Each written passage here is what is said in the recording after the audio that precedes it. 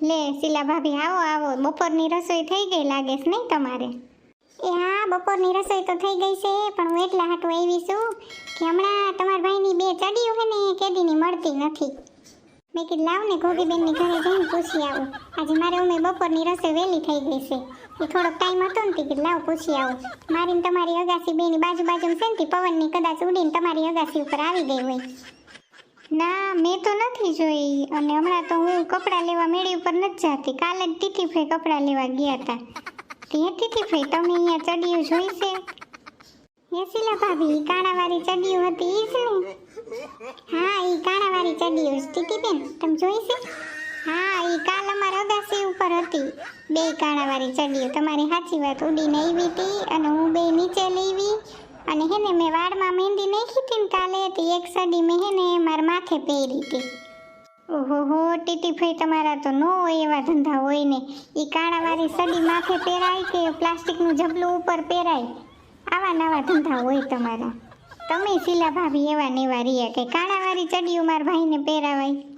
અરે ઘોઘીબેન, મેં શું નહીં કીધું હોય? હું એને કહું ને એટલે એમ કે આપણે જેદીની ઇલેક્ટ્રિકની દુકાન નાખીને તેદીની હે ને હું આવી ચડિયું પહેરું છું ને તો એ દુકાન બહુ જ હાલે છે, એટલે હું પછી કંઈ બોલતી નથી.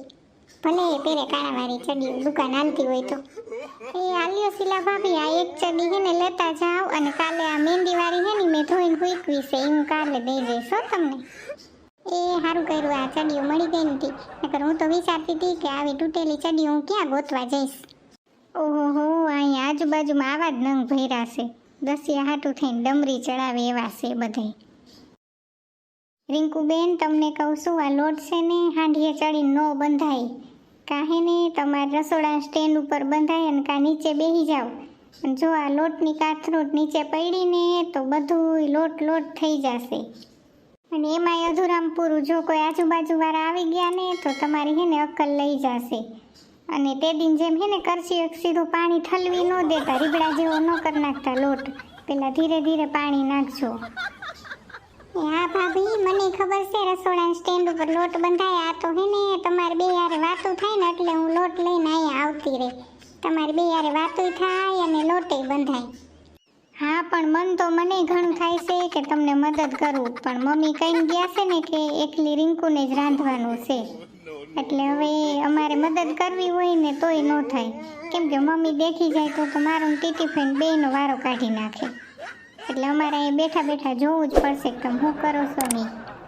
કાંઈ વાંધો નહીં ભાભી, શાક મેં વઘારી નાખ્યું છે અને 4 સીટી પાડીને હેને ગેસ બંધ કરી દીધો છે. હવે આ બસ રોટલી જ બનાવવાની બાકી છે, દાળ ભાત કાંઈ નથી બનાવવું.